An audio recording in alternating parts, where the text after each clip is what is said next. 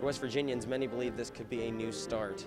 Justice has no prior experience in politics, and it was clear on Election Day that what the state wanted was a political outsider. Tom Jenkins, MU Report. For Huntington, this could be just one step closer to connecting the students of Marshall to the downtown Huntington area. Business owners believe that the bill will bring in new business, including Marshall students. Marshall hopes to find a director in addiction crisis by next year, where they'll begin teaching students how to use things like naloxone in a crisis scenario. Tom Jenkins, MU Report. In his 48 years of being in Huntington, Dawson has become a son of Marshall. And with all the adversity he's faced, he says he couldn't have imagined it turning out any differently. From the W. Page Pitt School of Journalism and Mass Communications, your home for complete Marshall University news. You're watching MU Report.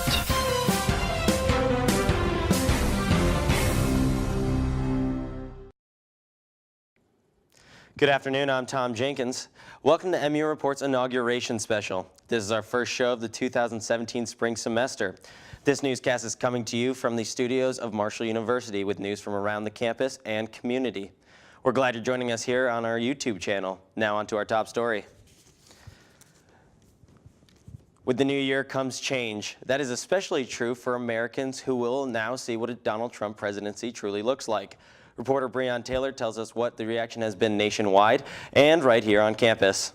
Thanks, Breon. Just one day after the inauguration of President Donald Trump, America saw one of the largest gatherings of peaceful protesters across the nation. Throughout the past election cycle and even post-election, tensions have been high when it comes to understanding the values of others. As Cassell Lim reports, many Islamic students have felt, quote, targeted and worry about the direction America's political culture is taking.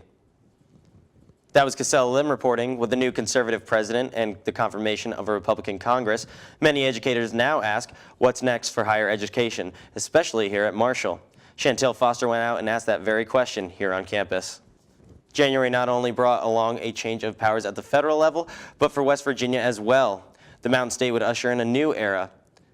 Governor Jim Justice took office on January 16th on the steps of the West Virginia Capitol building. Justice will take over for fellow Democrat Earl Ray Tomblin. The governor steps into an office that is struggling with a budget deficit, education cutbacks, and a statewide drug epidemic. For many West Virginia students, the budget cuts and drawbacks of the past administration have stifled their education.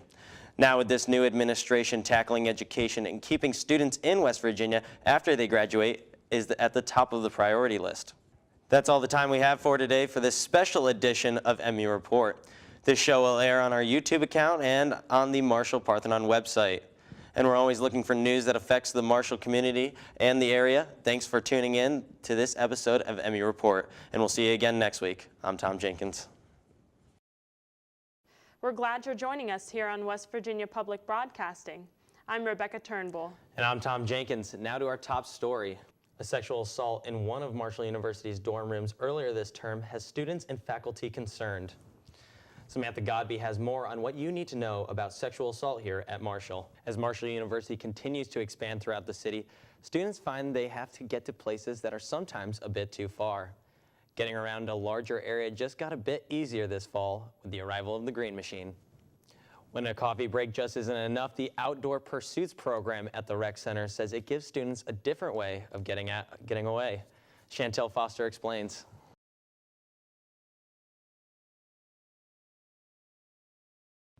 Within the past 3 months, the tri-state area has felt the effects of America's opiate epidemic the hardest. With alarming rates of overdoses in each state, Ohio, Kentucky, and West Virginia are now working together to combat this problem. Huntington is the epicenter of the drug epidemic in West Virginia. And it's so critical that we approach this issue with our partners not only within West Virginia, but across state lines. The attorney generals from all 3 states met at the New Life Church in Barbersville to meet with people affected by addiction and law enforcement members to find a new way to combat this epidemic. The Ohio Attorney General's office has made it their goal to put more of an emphasis on educating students when they're young.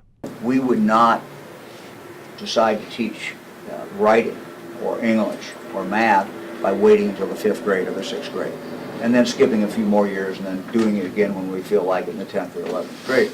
We've got to get consistent. We've got to do it every single year. We've got to do that in every school. Marshall University has also begun to fight back with education.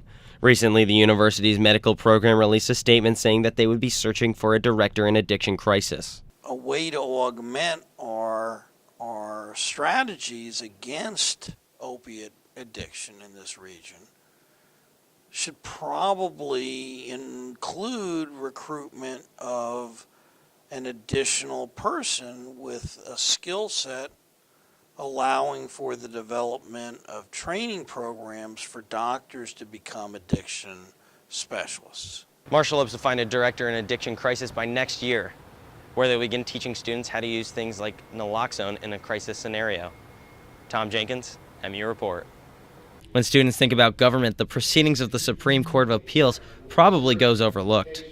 For Marshall University and local high school students, they were able to observe a day in the West Virginia Supreme Court.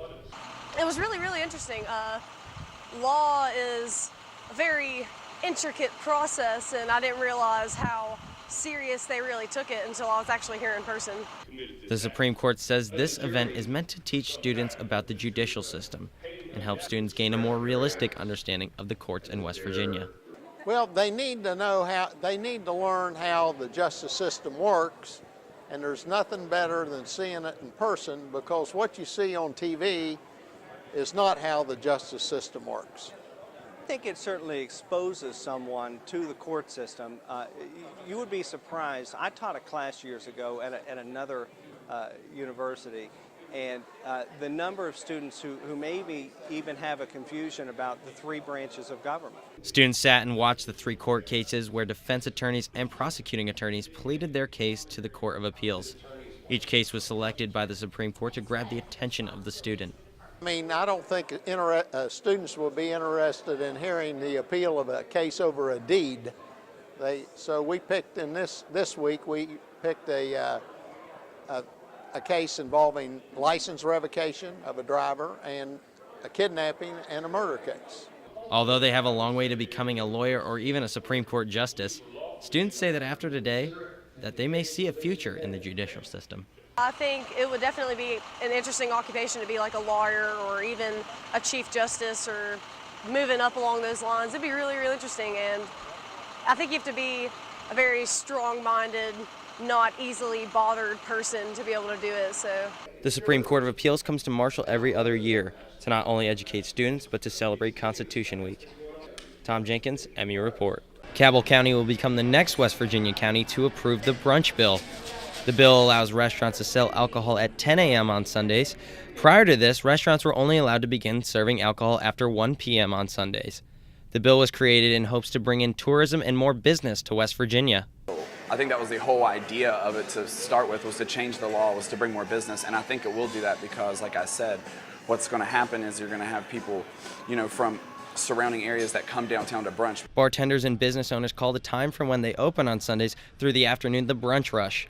This often brings in a lot of customers coming home from church, and some bartenders believe this was the reason for the original law in the first place. The reason it was so controversial probably had a lot to do with the religion. A lot of churchgoers come in on Sunday morning. There's like 3 different lunch rushes on Sunday, the brunch rush. For Huntington, this could be just one step closer to connecting the students of Marshall to the downtown Huntington area. Business owners believe that the bill will bring in new business, including Marshall students. When you give people a reason to come downtown, they check it out. They might have brunch, they might walk over to Pullman, they might have coffee, they might do that. If they do, it brings them downtown, it gets them downtown, then they'll keep coming back. West Virginians will decide in the coming months whether or not the bill truly does have an effect on Huntington's economy. Tom Jenkins, MU Report.